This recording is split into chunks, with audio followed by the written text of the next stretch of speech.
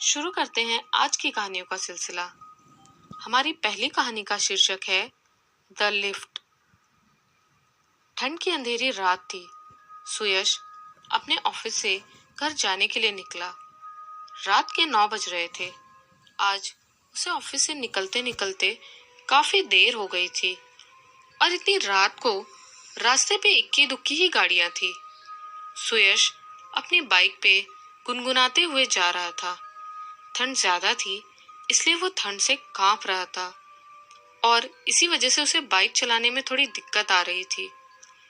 Bike चलाते हुए वो उस रोड पर आ पहुंचा था जिसे लोग भूतिया कहते थे और शाम होने के बाद कोई वहां जाने के नाम से भी डरता था। पर सुयश को इन सब बातों पे विश्वास नहीं था। उसे ये सब बातें अंधविश्वास लगती थी। उसने उस सड़क की थोड़ी दूरी तय की ही थी कि अचानक उसका फोन बजा। जब उसने बाइक को साइड में लगा के कॉल रिसीव किया तो वो उसकी वाइफ का फोन था। वो पूछ रही थी कि कहाँ तक पहुंचे और कितनी देर लगेगी घर पहुंचने में। सुयश ने उसे बताया कि वो अभी उसी भूतिया रोड पे है और 1 घंटे में घर पहुंच जाएगा। ये सुनकर उसकी वाइफ डर गई और उसे जल्दी घर आने के लिए बोला। सुयश जब कॉल कट करके अपनी बाइक स्टार्ट करने लगा तो वो स्टार्ट नहीं हो रही थी।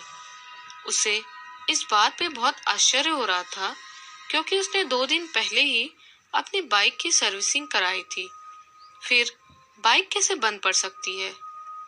उसने 4 से 5 बार बाइक स्टार्ट करने की कोशिश की, पर जब बाइक स्टार्ट नहीं हुई तो वो चिंता में पड़ गया कि इतनी रात को वो इतनी दूर कैसे जाएगा। और फिर उसने सोचा कि यहीं रुक के वो किसी गाड़ी से लिफ्ट ले लेगा। पर रात में उस भूतिया रोड के डर से कोई वहां से आता जाता नहीं था। इंतजार करते करते उसे वहां लगभग 20 से 25 मिनट हो गए थे और ठंड में कोहरे की वजह से उसे आगे कुछ दिखाई नहीं दे रहा था कि वो थोड़ा आगे जाके किसी से लिफ्ट मांग सके। तो उसे मजबूरन वही इंतजार करना पड़ा। लगभग 10 से 15 मिनट बाद सुयश को एक कार आती हुई दिखाई दी। उसने कार रोकने का इशारा किया और कार थोड़ी आगे जाके रुक गई।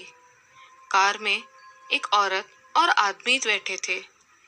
सुयश ने उनसे अपनी प्रॉब्लम बताई और उनसे लिफ्ट के लिए पूछा तो उन दोनों ने बिना किसी सवाल के तुरंत हाँ कह दिया। वो दोनों पति पत्नी लग रहे थे। दोनों बहुत शांत और गंभीर स्वभाव के थे और दोनों एक दूसरे की तरफ देख रहे थे बार बार। उसे वो लोग थोड़े अजीब तो लग रहे थे, पर उस सुनसान सड़क पे उनसे लिफ्ट लेने के अलावा और कोई ऑप्शन नहीं था उसके पास। पता नहीं दूसरी लिफ्ट मिलती भी या नहीं। वो गाड़ी में बैठ गया। गाड़ी स्टार्ट हुई, पर गाड़ी में एक अजीब सी खामोशी थी। वो दोनों आपस में भी कुछ बात नहीं कर रहे थे, पर सुयश खुश था कि वो जल्दी ही अपने घर पहुंच जाएगा। अचानक उसे ऐसा लगा कि कोई उसे घूर रहा है। उसने देखा तो उस आदमी की वाइफ मिरर में उसे घूर रही थी। उसने इस बात को इग्नोर किया। थोड़ी दूर जाके गाड़ी अचानक रुक गई और गाड़ी की लाइट्स ऑफ हो गई। सुयश बहुत डर गया और उनसे पूछने लगा कि क्या हुआ, गाड़ी क्यों रुक गई? पर उन दोनों में से किसी का जवाब नहीं आया।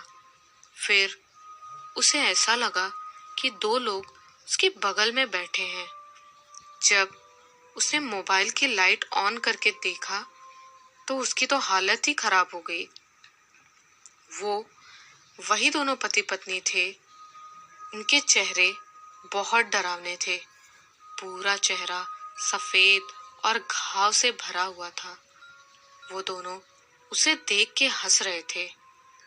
ये सब पहली बार एक्सपीरियंस किया था उसने। अब वो ये समझ चुका था कि वो बहुत बड़ी मुसीबत में फंस चुका है। वो दोनों उसके शरीर पर अपने बड़े बड़े नाखूनों से वार करने लगे। उसके शरीर से खून बह रहा था। उसने मन ही मन भगवान को याद किया और हनुमान चालीसा बोलने लगा। उन दोनों ने अपने दांत सुयश की गर्दन पर गड़ा दिए। सुयश को लगा कि ये पल उसकी जिंदगी का आखिरी पल है। तभी अचानक से कुछ लोगों का शोर सुनाई दिया। उसके बाद सुयश बेहोश हो गया। जब उसकी आंख खुली तो वो हॉस्पिटल में था। उसके पास उसकी पत्नी खड़ी थी। उसने अपनी पत्नी से पूछा कि मैं यहाँ कैसे पहुंचा। तो उसकी पत्नी ने बताया, जब तुमने बताया कि तुम उस भूतिया रोड पे हो तो मैं बहुत घबरा गई थी। मेरा मन किसी अनहोनी का इशारा दे रहा था, इसलिए मैंने पड़ोस के कुछ लोगों को तुम्हारे दोस्त के साथ भेज दिया और वो लोग जाने के लिए मान गए। अच्छा हुआ कि ये लोग सही समय पे पहुंच गए और हनुमान जी की कृपा से तुम्हारी जान बच गई। उस सड़क पर कई सारे हादसे होने की वजह से वो सड़क भूतिया मानी जाती है। एक बार रात में उस सड़क से एक दंपत्ति जा रहे थे। तभी कुछ बदमाशों ने उन पर हमला कर दिया था और उनका सारा सामान लूटकर उन्हें बेरहमी से मार दिया। कहते हैं कि तब से उन पति पत्नी की आत्मा उस रोड पर भटकती है और उस सड़क से रात में आने जाने वालों को मार देती है। तो चलिए बढ़ते हैं दूसरी कहानी की ओर। हमारी दूसरी कहानी का शीर्षक है भूतिया अस्पताल। सुबह सुबह सुरेश जल्दबाजी में घर से निकला। आज उसकी नौकरी का पहला दिन था। सुरेश ऑटो वाले को पैसे देकर गेट के पास गया। वहां कोई गार्ड नहीं था। सुरेश बस गेट के अंदर जाने ही वाला था कि एक आदमी भागते हुए उसके पास आया और बोला, आप मेरी माँ को नहीं लाए? मेरी माँ कहाँ है? सुरेश बोला, नहीं। इतना सुनते ही उस आदमी ने सुरेश का गला पकड़ लिया और उसको मारने लगा। इतने में एक डॉक्टर और 2 कंपाउंडर भागते हुए आए और उस आदमी को पकड़कर ले गए। डॉक्टर को देख के सुरेश बोला, सर, मैं सुरेश हूँ। आज मेरी नौकरी का पहला दिन है। मुझे डॉक्टर दास से मिलना है। वो बोले, हाँ, मैं ही हूँ डॉक्टर दास। मुझे बताया गया था कि तुम आने वाले हो। तुम अपना अपॉइंटमेंट लेटर एडमिन में जमा कर दो और यूनिफॉर्म पहन के सामने वाले कैबिन में आके मुझे मिलो। सुरेश थोड़ी देर में कंपाउंडर की ड्रेस पहनकर सामने वाले ऑफिस में जाकर डॉक्टर से मिला। डॉक्टर दास बोले, अभी जो तुमको गेट के पास पागल आदमी मिला था वो 1 महीने पहले ही यहाँ आया है और वो अपनी माँ को ढूंढता रहता है। वो सबसे पूछता है अपनी माँ के बारे में और जो कुछ नहीं बताता वो उसे मारने लगता है। तुम्हें इन सब बातों की आदत डालनी होगी। फिर डॉक्टर ने एक पुराने कंपाउंडर से सुरेश को सभी स्टाफ से मिलवाने और सारा काम समझाने के लिए कहा। वो कंपाउंडर सुरेश को सबसे मिलाने के बाद और सारा काम समझाने के बाद सुरेश को मेन हॉल दिखाने ले गया, जहां बहुत सारे पागल मरीज थे। कोई फिल्मी डायलॉग बोल रहा था तो कोई खेल रहा था और कोई रो रहा था। उस कंपाउंडर ने सुरेश से कहा, अब तुम्हें भी ये सब झेलना होगा। इसके बाद दोनों अपने अपने काम में लग गए। स्टाफ की कमी की वजह से उसी दिन सुरेश की नाइट शिफ्ट भी थी। रात को सुरेश ने सारे मरीजों को दवा पानी दिया। रात के 12 बजते ही घंटी बजी और उसने नोटिस किया कि सबके चेहरे पे अचानक डर और खौफ दिखने लगा। सारे मरीज अपनी अपनी जगह पे एक कोने में दुबक के बैठ गए। सुरेश ने एक डॉक्टर से पूछा कि सब लोग 12 बजते ही इतने डरे हुए क्यों लग रहे हैं। डॉक्टर ने कहा कि 12 बजे के बाद इस हॉस्पिटल में पुराने मरे हुए पागलों की प्रेत आत्माएं घूमने लगती हैं। तुम भी संभल के रहना और हो सके तो किसी के साथ रहना। पर सुरेश को भूत प्रेत पे विश्वास नहीं था, इसलिए उसने इस बात को इग्नोर कर दिया। रात में सुरेश को टॉयलेट जाना था। वो अकेला टॉयलेट की तरफ गया। जब वो उस तरफ बढ़ रहा था, उसे ऐसा लग रहा था कि कोई उसके साथ चल रहा है। जब उसने अपने आसपास देखा तो वहां कोई नहीं था। उसे लगा ये उसका वहम होगा और वो टॉयलेट में गया। जब वो बाहर निकला तो आईने पर लिखा था, तुम पागल होने वाले हो। सुरेश को लगा कि ये कोई उसके साथ मजाक कर रहा होगा और वापस जाके वो अपने काम में लग गया। अचानक एक चीख से पूरा हॉस्पिटल गूंज उठा। सुरेश फौरन उस चीख की दिशा में दौड़ा। आवाज एक स्टोर रूम से आ रही थी। जब सुरेश अंदर गया तब दरवाजा अचानक से बंद हो गया और एक साया उस दरवाजे के पास खड़ा दिखा। सुरेश को लगा कोई पागल होगा। वो दरवाजा खोलने के लिए आगे बढ़ा तो किसी ने उसे हवा में उछाल दिया और वो धड़ाम से जमीन पर गिर गया। उसे बहुत चोट आई। पूरे कमरे में खौफनाक हंसी गूंजने लगी। सुरेश ने गुस्से में बोला, अबे पागल, दरवाजा खोल, वरना तुझे इतने शौक दूंगा कि तूने सोचा भी नहीं होगा। उस आदमी ने कहा, मरे हुए लोगों को शौक से डर नहीं लगता। मैंने कहा था ना, तुम पागल होने वाले हो। इतना कह के उसने एक हाथ से सुरेश को हवा में उठाया और उसे लाइट के स्विच बोर्ड में डाल दिया। सुरेश को बिजली के झटके लगने लगे। पूरा हॉस्पिटल उसकी चीख से गूंज उठा। उसकी आवाज सुनकर हॉस्पिटल के सारे स्टाफ और डॉक्टर्स स्टोर रूम का दरवाजा तोड़ के अंदर आए। तब तक सुरेश बेहोश हो गया था। सबने उसे मरीजों के बेड पे लिटाया। जब सुरेश को होश आया तब वो अपना मानसिक संतुलन खो चुका था। आज भी सुरेश उस पागलपन से ठीक नहीं हो पाया। वो खुद को एक डॉक्टर समझने लगा है और अभी तक वो कई सारे डॉक्टरों और मरीजों का पेट ब्लेड से काट चुका है।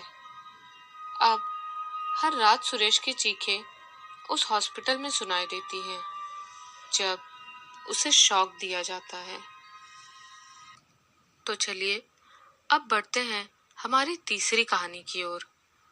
हमारी तीसरी कहानी का शीर्षक है भूतिया अलमारी। गोंडल शहर में किराए के मकान में रहने वाले सुमित जी पेशे से शिक्षक हैं। स्कूल में वो काफी लोकप्रिय टीचर हैं। स्कूल खत्म होने के बाद वो बच्चों को अपने घर पे ट्यूशन भी पढ़ाते हैं।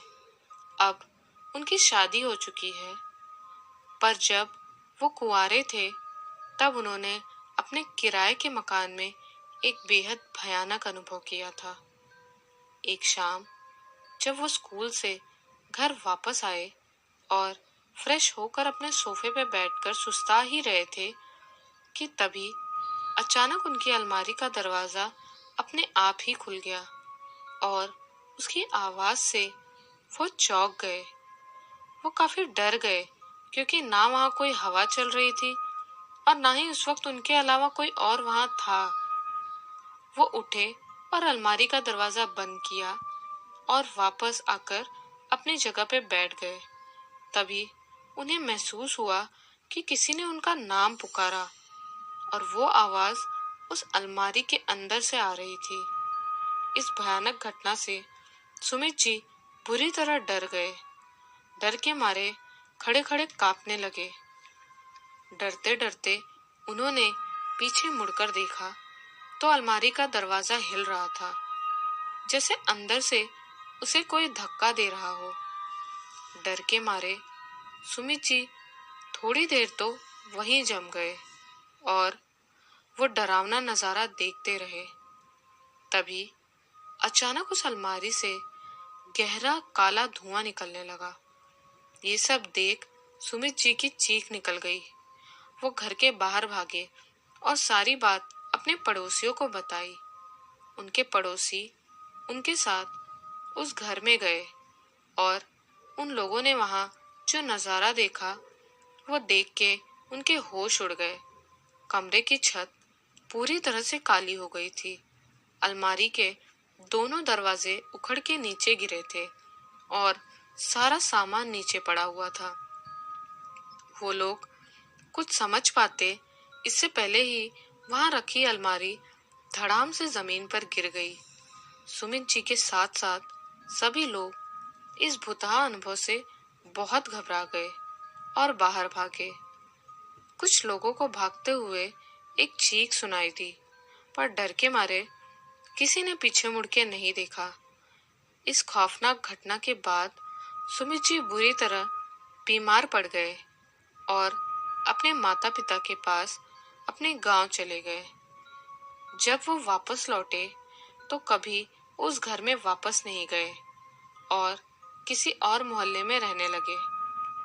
मोहल्ले में रहने वाले एक बुजुर्ग से पता चला कि वो मकान अंग्रेजों के जमाने की बनी एक हवेली को तोड़कर बनाया गया था। कहते हैं कि उस हवेली का मालिक बहुत क्रूर इंसान था। उसने अपने एक नौकर को जलाकर मार डाला था और उसकी अधजली लाश उस अलमारी में छिपा दी थी।